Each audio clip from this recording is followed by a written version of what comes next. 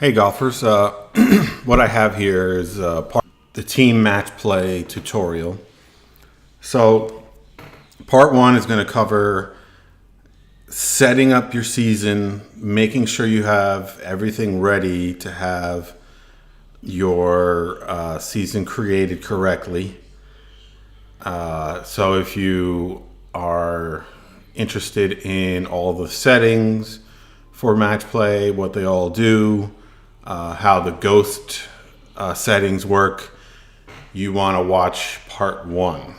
Part two is going to cover having the rounds scheduled and being able to swap in teams and ghosts if you need to. So with that said, let's move on here. Okay, so I already have an account, and I've already went ahead and created my league, and I have all of my players in my league, and they all have handicaps. They must all have handicaps, or else the scheduler won't allow them to appear. So make sure that you either add in their external scores or get in scores somehow from a previous season, something like that, because you're dead in the water without handicaps. So here we go.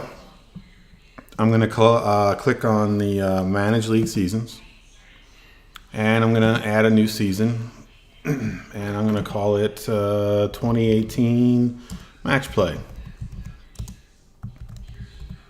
And we're going to do team match play. Okay, so every season has to have a beginning and end date. You have to bound it. All of your rounds must fall in between or on the end and beginning date. So in this particular case, I'm going to pick Monday, the 11th of June, and I'm going to go out till October 15th. All right. Very simple. Holes played. Do you have a 9-hole league or an 18-hole league? I'm going to pick a 9-hole league here. Handicapping option are 3 handicap options: USGA, straight average, or manual. I'm going to go with USGA, and I'm just going to leave the default settings that we have for USGA. Okay.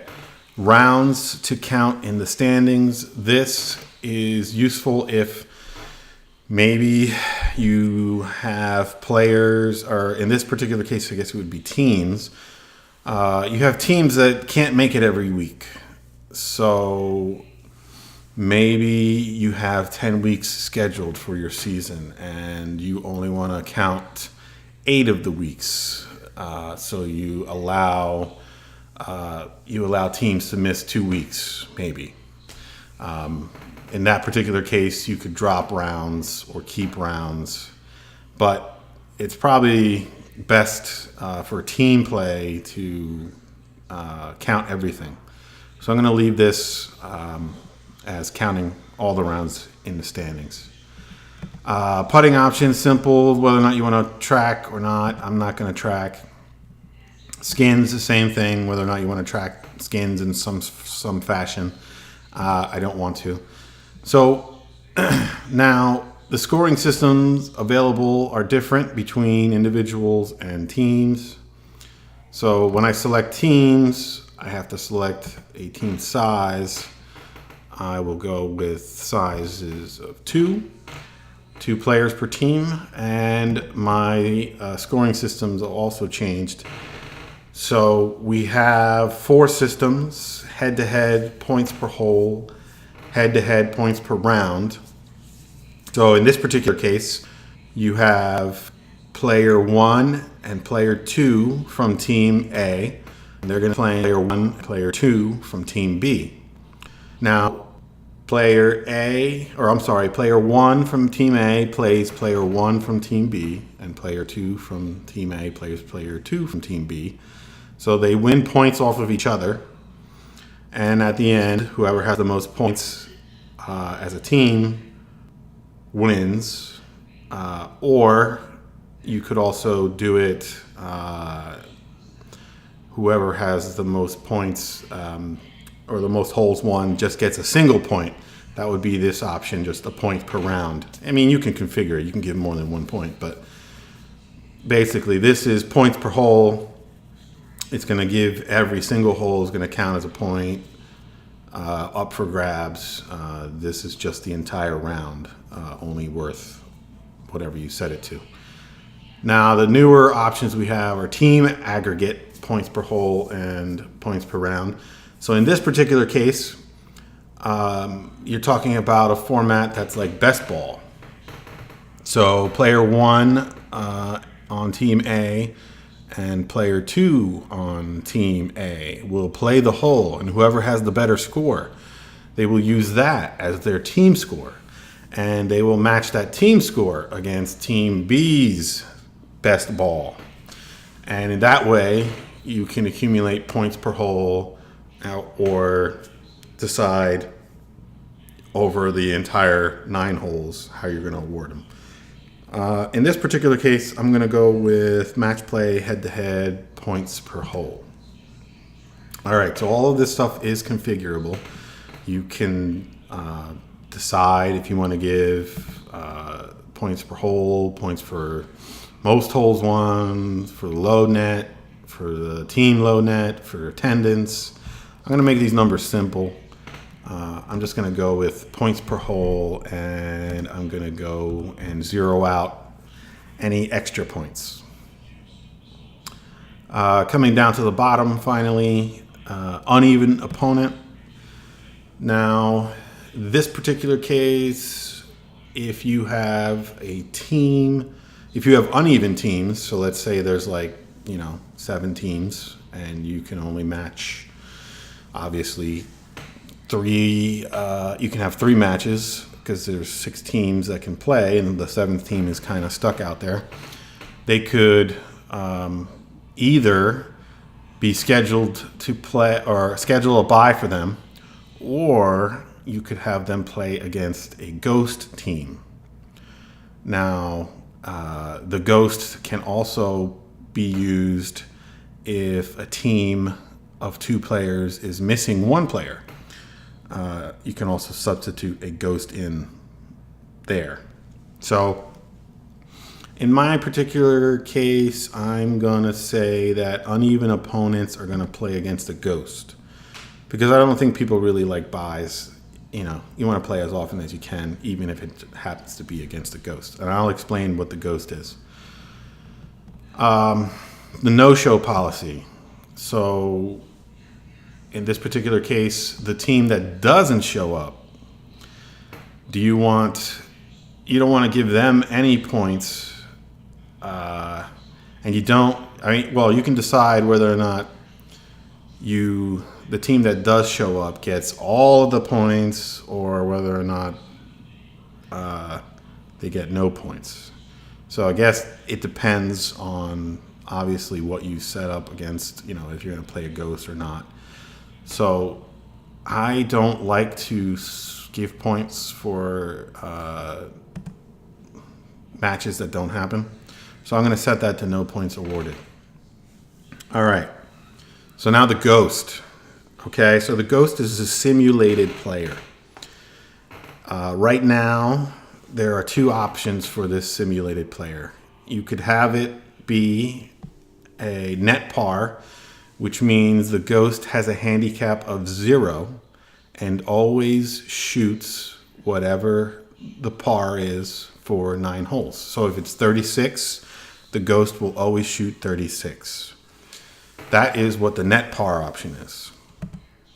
If you want to do a league round average net, what that'll do is all of your players will play their rounds and enter their data, enter their scores for that day.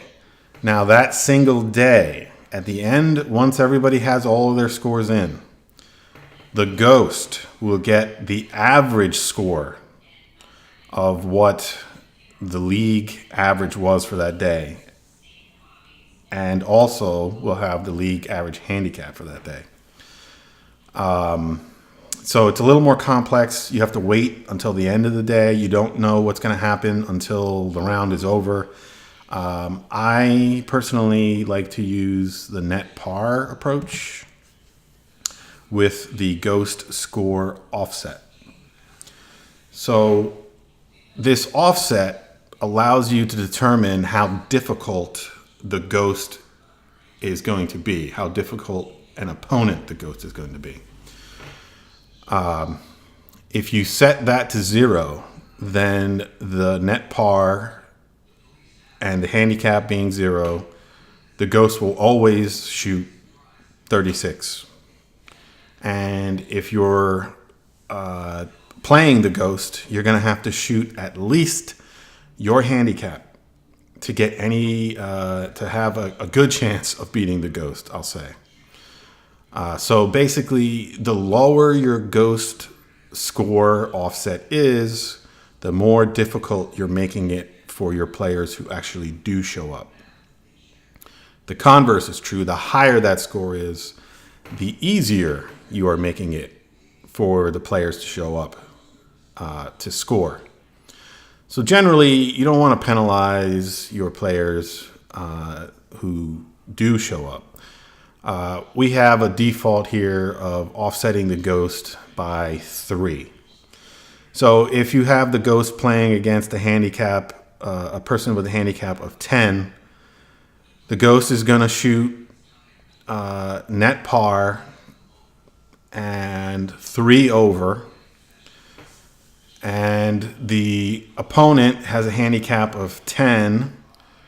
The ghost has a handicap of 0, so they get 10 strokes, plus the ghost is shooting over its handicap by 3.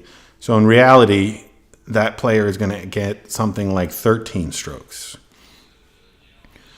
I've used the ghost myself. I found 4 to be a pretty good number. Works out pretty evenly.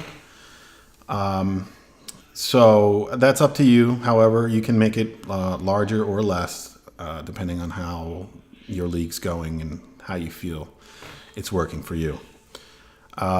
Finally, you can have your ghost earn points for the team or not. I don't know if you want to use this. It's up to you. This particular case, this is team match play head-to-head. So I probably want my ghost to be able to earn points for the team. So I'm going to click yes there. All right. So now I'm going to hit save, and my season should be saved. Okay. So that is the end of part 1.